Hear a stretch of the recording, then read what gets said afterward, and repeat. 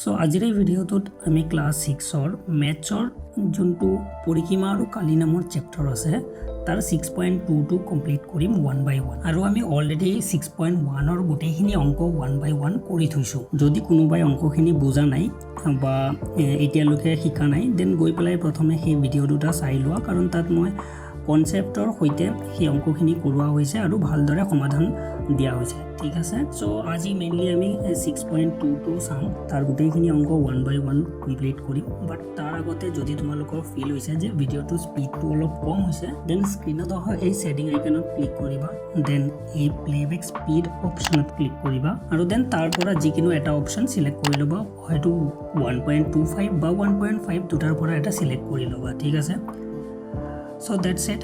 বোলা এতিয়া আমি ভিডিঅ'টো ষ্টাৰ্ট কৰোঁ। এতিয়া চোৱা, যোনটো 6th লেসন আছে পৰিসীমা আৰু কালি, তাৰ যোনটো 6.2 এক্সাৰসাইজ আছে সেইটো কৰাৰ আগতে কিছুমান বস্তু তোমালোকে বুজিব লাগিব, কনসেপ্ট কিছুমান বুজিব লাগিব। সো এইটো হৈছে আমাৰ ফাৰ্ষ্ট কনসেপ্ট, যোনটো হৈছে বহুভুজ। এতিয়া ফাৰ্ষ্ট অফ অল বহুভুজ মানে কি সেইটো বুজি লোৱা, যে বহুভুজ মানে হৈছে এনেকুৱা এটা বন্ধ আকৃতি যাৰ হয়তো তিনিটা বা তিনিটাতকৈ বেছি বাহু বা কোণ থাকিব লাগিব। ঠিক আছে, চোৱা এইটো বাহু, সো ইয়াত কেইটা বাহু আছে? ইয়াত আছে তিনিটা বাহু, হয়নে? তেনেকৈ তিনিটা বা তিনিটাতকৈ যদি বেছি বাহু থাকে তেতিয়া তাক বহুভুজ বুলি কোৱা হয় আৰু বন্ধ আকৃতি হ'ব লাগিব। সো ইয়াত চোৱা, এইটো এটা বাহু, এইটো এটা বাহু আৰু এইটো এটা বাহু, সো টোটেল কেইটা বাহু হৈ গ'ল? তিনিটা। সো এইটোক আমি অলৰেডি জানো যে ইয়াক ত্ৰিভুজ বুলি কোৱা হয়। সো এইটো হৈছে ত্ৰিভুজ। দেন এনেদৰে এইটো চোৱা, ইয়াত চাৰিটা বাহু আছে আৰু চাৰিটা কোণ আছে, সেইকাৰণে ইয়াক কোৱা হয় চতুৰ্ভুজ। ঠিক আছে, মেইনলি ইয়াক আমি বৰ্গ বুলি জানো। আৰু তেনেকুৱা আৰু এটা চতুৰ্ভুজৰ নাম হ'ব কি? আয়ত। আয়ত এটাও কি হয়? চতুৰ্ভুজ, কাৰণ তাত কেইটা বাহু থাকে? চাৰিটা। ঠিক তেনেদৰে যদি 5টা বাহু থাকে বা 5টা কোণ থাকে তেতিয়া তাক পঞ্চভুজ বুলি কোৱা হয়। ঠিক আছে, সো এতিয়া বহুভুজ মানে কি বুজি পালা, যে বহুভুজ মানে হৈছে যাৰ তিনিটা বা তিনিটাতকৈ বেছি বাহু বা কোণ থাকিব। ঠিক আছে, তেতিয়া আমি তাক বহুভুজ বুলি ক'ম আৰু বন্ধ আকৃতি হ'ব লাগিব। দেন এতিয়া নেক্সট কনসেপ্ট যোনটো আছে সুষম বহুভুজ মানে কি? সুষম মিন হৈছে সমান, গোটেইখিনি সমান। সো বহুভুজক ইংলিছত কোৱা হয় পলিগন। ঠিক আছে, ইংলিছত কি কোৱা হয়? পলিগন। ইংলিছটো শিকি ৰাখিবা যে ইংলিছত কোৱা হয় পলিগন আৰু সুষম বহুভুজক কোৱা হয় ৰেগুলাৰ পলিগন। ঠিক আছে, ৰেগুলাৰ পলিগন। সো এতিয়া চোৱা, যদি তিনিটা বাহু বা কোণ থাকে তেতিয়া তাক কোৱা হয় ত্ৰিভুজ। আৰু সুষম ত্ৰিভুজ কেতিয়া হ'ব? যেতিয়া এই গোটেইখিনি সমান হ'ব। সাপোজ এইটো 4 সেন্টিমিটাৰ, সো এইটো 4 সেন্টিমিটাৰ হ'ব লাগিব আৰু এই যোনটো বাহু আছে এইটো কিমান? 4 সেন্টিমিটাৰ হ'ব লাগিব, তেতিয়া আমি তাক সুষম ত্ৰিভুজ বুলি কওঁ। আৰু যদি বেলেগ বেলেগ হয় তেতিয়া আমি তাক অনলি ত্ৰিভুজ বুলি কওঁ। সুষম ত্ৰিভুজ হ'বলৈ গোটেইখিনি বাহু সমান হ'ব লাগিব, মানে তিনিওটা বাহু কি হ'ব লাগিব? সমান। ঠিক তেনেদৰে চতুৰ্ভুজ। চতুৰ্ভুজত কি কি পৰিব? বৰ্গ আৰু আয়ত। এতিয়া চোৱা, বৰ্গৰ যদি গোটেইখিনি বাহু সমান হয় তেতিয়া আমি তাক সুষম চতুৰ্ভুজ বুলি কওঁ। ঠিক আছে, তাৰপিছত পঞ্চভুজ মানে 5টা, যাৰ 5টা বাহু থাকিব। চোৱা, এটা বাহু, দুটা, তিনিটা, চাৰিটা আৰু 5টা। সুষম পঞ্চভুজ কেতিয়া হ'ব? যেতিয়া এই গোটেইখিনি বাহু কি হ'ব? সমান হ'ব। 6টা থাকিলে তাক ষড়ভুজ বুলি কোৱা হয়, ছেম। এণ্ড দেন যদি 7টা থাকে তেতিয়া সপ্তভুজ আৰু 8টা থাকিলে অষ্টভুজ বুলি কোৱা হয়। ঠিক আছে, এইখিনি মনত ৰাখিবা। অ'কে, তাৰপিছত আৰু এটা নেক্সট ইম্পৰ্টেণ্ট, মষ্ট ইম্পৰ্টেণ্ট এটা ফৰ্মুলা এটা আছে। এই এটা ফৰ্মুলাৰ পৰা আৰু দুটা ফৰ্মুলা বনাব পাৰি। সো 6.2 কৰাৰ কাৰণে এইকেইটা বহুত ইম্পৰ্টেণ্ট হয় আৰু এইকেইটা তোমালোকে মনত ৰাখিব লাগিব। ঠিক আছে, সো মই ফৰ্মুলাটো অলপ এক্সপ্লেইন কৰি দিছোঁ। এতিয়া চোৱা, যোনখিনি আমি সুষম বহুভুজ চাইছোঁ সেইখিনিও যদি পৰিসীমা উলিয়াব দিয়ে, বহুভুজটোৰ পৰিসীমা যদি উলিয়াব দিয়ে তেতিয়া আমি কেনেকৈ উলিয়াম? সো তাৰ কাৰণে আমি চাম যে বহুভুজটোত কেইটা বাহু আছে, বাহুৰ সংখ্যা কেইটা? তিনিটা আছে। যেনেকৈ ত্ৰিভুজত কেইটা বাহু থাকে? তিনিটা। যদি পঞ্চভুজ হয় তেতিয়া বাহু কেইটা থাকিব? 5টা। সো আমি চাম যে বাহুৰ সংখ্যা কেইটা আছে। ইয়াত লিখিম বাহুৰ সংখ্যা, পূৰণ কৰিম কাৰ লগত? এটা বাহুৰ দৈৰ্ঘ্য। এতিয়া চোৱা, কুৱেশ্যনততো এটা বাহু দিয়েই দিব যে এটা বাহুৰ দৈৰ্ঘ্য কিমান? 4 সেন্টিমিটাৰ, 5 সেন্টিমিটাৰ নে কিমান মিটাৰ, বুজি পাইছা? সো সেই যোনটো বাহুৰ দৈৰ্ঘ্য দিয়া থাকিব তাক আমি বাহুৰ সংখ্যাৰ লগত পূৰণ কৰি দিম। তেতিয়া আমি কি পাই যাম? তেতিয়া আমি পৰিসীমা পাই যাম। অ'কে, সো পৰিসীমা উলিওৱা ইয়াত একদম সহজ। বাহুৰ সংখ্যাৰ লগত এটা বাহুৰ দৈৰ্ঘ্য মানে যিমান দিয়া থাকিব সেইটো পূৰণ কৰি দিম। এতিয়া চোৱা, যদি আমাক পৰিসীমা দি দিয়ে, কুৱেশ্যনত পৰিসীমা দি দিয়ে আৰু বাহুৰ দৈৰ্ঘ্য উলিয়াব দিয়ে, এটা বাহুৰ দৈৰ্ঘ্য উলিয়াব দিয়ে, মানে এইটো উলিয়াব দিছে বাট এই দুটা দি দিছে।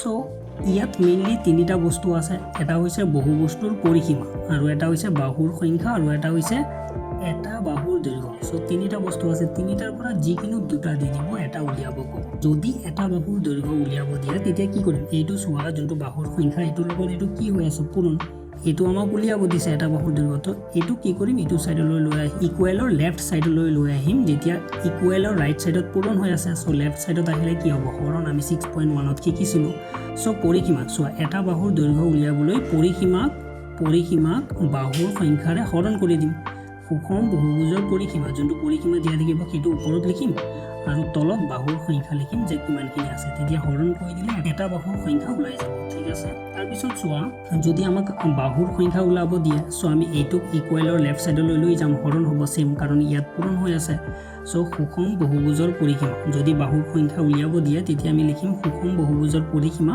আৰু তাক হৰণ কৰি দিম এটা বাহুৰ দৈৰ্ঘ্য দিয়া থাকিব তাক হৰণ কৰি দিলে পৰিসীমাক তেতিয়া আমি বাহুৰ সংখ্যা পাই যাম সো মেইনলি যোনটো ফৰ্মুলা আছে এইটো হৈছে এইটো তাৰ পিছত ইয়াৰ পৰা এই দুটা ফৰ্মুলা বনাব পাৰি ওকে সো এই তিনটা ফৰ্মুলা মেইনলি তোমালোকে শিকি ৰাখিব লাগিব স্পিডত কৰিবলৈ অংকখিনি ওকে বলা এতিয়া আমি ফাৰ্স্ট যোনটো কোৱেশ্চন আছে সেইটোলৈ আগবাঢ়ো সো কোৱেশ্চনটো এবাৰ পঢ়ি লওঁ কোৱেশ্চনত কি কৈছে কোৱেশ্চনত কোৱা হৈছে যে 9 সেন্টিমিটাৰ বাহু বিশিষ্ট মানে বাহুখিনিৰ দৈৰ্ঘ্য হৈছে 9 সেন্টিমিটাৰ সমবাহু ত্ৰিভুজ এটাৰ পৰিসীমা নিৰ্ণয় এতিয়া চোৱা সমবাহু ত্ৰিভুজ মানে কি সেইটো আমি 6.1 ত অলৰেডি শিকিছো সমবাহু মানে হৈছে যাৰ গোটেইখিনি বাহু সমান মানে সুষম ত্ৰিভুজ সো আমি ইয়াত এটা ত্ৰিভুজ আঁকি ল'ম ফাৰ্স্ট অফ অল সো এইটো চোৱা ত্ৰিভুজটো আৰু ইয়াৰ যোনটো দৈৰ্ঘ্য আছে বাহু এটাৰ দৈৰ্ঘ্য সেইটো হৈছে 9 সেন্টিমিটাৰ সেইটো আমাক দি দিছে হয়নে তাৰ মানে এইটো 9 সেন্টিমিটাৰ এইটো 9 সেন্টিমিটাৰ এতিয়া আমাক কোৱা হৈছে যে ত্ৰিভুজ এটাৰ পৰিসীমা নিৰ্ণয় কৰা সো এইটো বহুত ইজি হয় না আমি কি কৰিম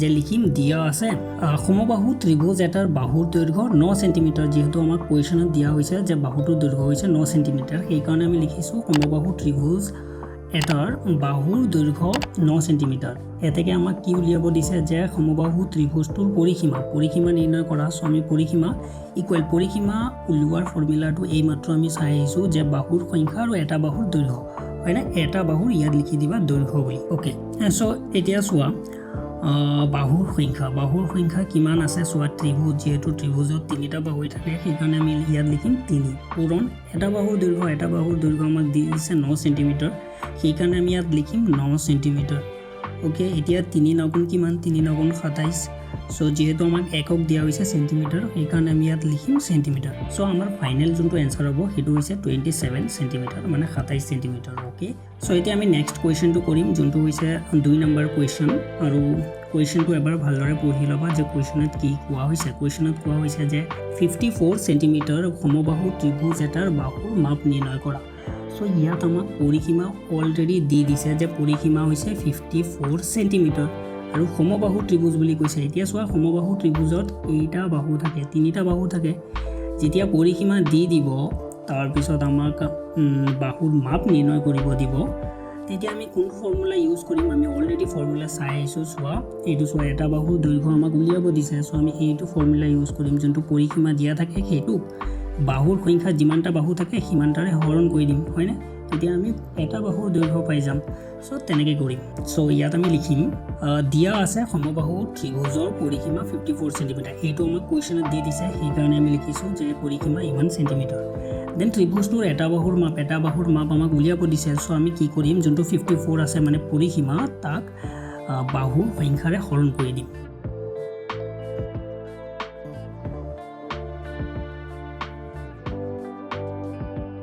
ওকে সো মই লিখিলো যে পৰিসীমা ডিভাইডেড বাই বাহুৰ সংখ্যা এতিয়া আমাক পৰিসীমা কিমান দিছে 54 সেন্টিমিটাৰ আৰু বাহুৰ সংখ্যা এতিয়া সমবাহু ত্ৰিভুজ কোৱেশ্চনত চোৱা যে সমবাহু ত্ৰিভুজত কেইটা বাহু থাকে তিনিটা সেইকাৰণে মই ইয়াত লিখিম 3 সো এতিয়া চোৱা 54ক 3ৰে হৰণ কৰিব লাগে 3 এক গুণ কিমান 3 সো সেইকাৰণে কি লিখিম 1 তাৰ পিছত ইয়াত 3 হৈছে কিন্তু আছে 5 2 থাকিব 2 টু 4 লৈ যাম তো কিমান হৈ যাব 24 3 8 গুণ কিমান 24 আৰু একক আছে সেন্টিমিটাৰ সেইকাৰণে মই ইয়াত লিখিম সেন্টিমিটাৰ যদি ডাইৰেক্ট হৰণ কৰিব নোৱাৰা দেন ইয়াত কি কৰিবা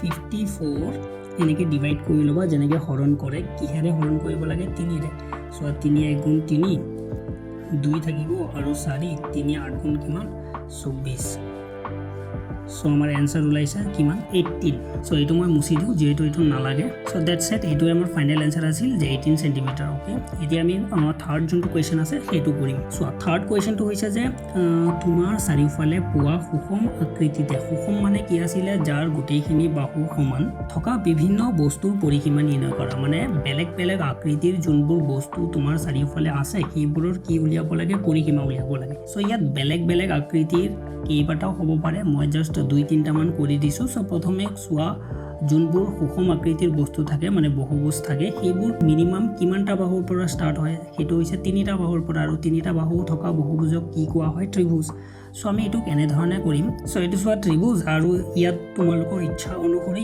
যিকোনো এটা দৈৰ্ঘ্য বাহু এটা দৈৰ্ঘ্য মানি ল'ব পাৰা বা ধৰি ল'ব পাৰা সো ইয়াৰ পৰা ইয়ালৈকে মই সাপোজ 4 সেন্টিমিটাৰ বুলি ধৰি লৈছো সো যদি ইয়াৰ 4 সেন্টিমিটাৰ এটা বাহুৰ দৈৰ্ঘ্য হয় এতিয়া আমাক এইটোৰ পৰিসীমা উলিয়াব লাগে সো আমি ইয়াত লিখিম এতেকে ত্ৰিভুজটোৰ পৰিসীমা ওকে সো এতিয়া ত্ৰিভুজটোৰ পৰিসীমা উলিওৱা ফৰ্মুলা কেনেকুৱা হ'ব যে আমি শিকি আহিছিলো বাহুৰ সংখ্যা পূৰণ এটা বাহুৰ দৈৰ্ঘ্য সো বাহুৰ সংখ্যা হৈছে 3 আৰু এটা বাহুৰ দৈৰ্ঘ্য হৈছে 4 সেন্টিমিটাৰ সো 3-4 গুণ কিমান 12 সেন্টিমিটাৰ হৈ গ'ল ইয়াৰ পৰিসীমা এইটো হৈছে ত্ৰিভুজ এতিয়া আমি বেলেগ আকৃতিৰ বস্তু চাম এতিয়া ত্ৰিভুজৰ পিছত কি হ'ব চতুৰ্ভুজ আকৃতিৰ বস্তু তোমাৰ চাৰিওফালে থাকিব পাৰে সবৰে আছে সো সেইকাৰণে আমি এতিয়া কি কৰিম এনেকুৱা এটা চতুৰ্ভুজ বনাম তাৰ পিছত লিখিম তাৰ পিছত এটা বাহু দৈৰ্ঘ্য আমি মানি ল'ম বা ধৰি ল'ম ঠিক আছে সো ওকে এতিয়া মই এটা বৰ্গ বনাই লৈছো ইয়াত বৰ্গ বুলি লিখি দিছো আৰু এটা বাহুৰ দৈৰ্ঘ্য আমি ধৰিব লাগিব যে কিমান সেন্টিমিটাৰ বা মিটাৰ সাপোজ মই এইটো 5 মিটাৰ বুলি ধৰিছো যিকিনো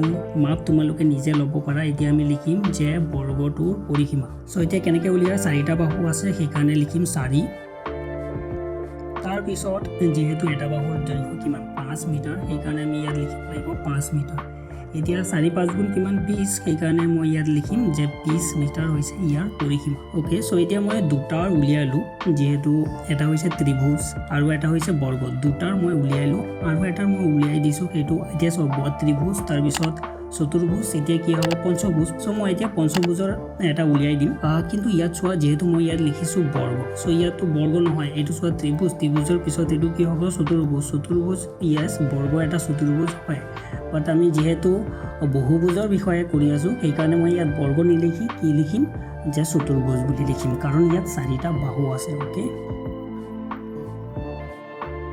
অলৰাইট এতিয়া আমি কি কৰিম পঞ্চভুজ এটা বনাই লওঁ আৰু সেম প্ৰসেস হ'ব একদম ইজি হয় কৰা যেহেতু একই ধৰণৰ অংক গোটেইখিনি ওকে সো এতিয়া চোৱা পঞ্চভুজৰ তুমি এটা বাহুৰ দৈৰ্ঘ্য মানে ইয়াৰ পৰা ইয়ালৈকে তুমি নিজে ধৰি ল'ব লাগিব যে কিমান সেন্টিমিটাৰ মিটাৰ আৰু ইয়াৰ যোনটো মাপ হ'ব সেইটো তুমি নিজে লৈ ল'ব লাগিব সো তোমালোকে এনেকৈও লিখিব পাৰা যে ধৰা হ'ল পঞ্চভুজটোৰ এটা বাহুৰ দৈৰ্ঘ্য সো এটা বাহুৰ দৈৰ্ঘ্য কিমান সাপোজ মই এইটো ধৰি লৈছোঁ যে এইটো হৈছে 10 সেন্টিমিটাৰ এনেকৈ মই ধৰি লৈছোঁ সো ইয়াতো তোমালোকে যেতিয়া লিখিবা ধৰা হ'ল পঞ্চভুজটোৰ এটা বাহুৰ দৈৰ্ঘ্য কিমান হ'ব এইটো 10 সেন্টিমিটাৰ ওকে তাৰপিছত আমি ইয়াত কি লিখিম ইয়াত লিখিম যে এতেকে পঞ্চভুজটোৰ পৰিসীমা হয় না এতিয়া আমি পঞ্চভুজটোৰ পৰিসীমা কেনেকৈ উলিয়াম সো পঞ্চভুজত যেহেতু 5টা বাহু থাকে সেইকাৰণে আমি ইয়াত লিখিম যে 5 পূৰণ এটা বাহুৰ দৈৰ্ঘ্য কিমান এটা বাহুৰ দৈৰ্ঘ্য হৈছে 10 সেন্টিমিটাৰ সো টোটেল কিমান হৈ গ'ল 5-10 গুণ কিমান 50 সেন্টিমিটাৰ হয়নে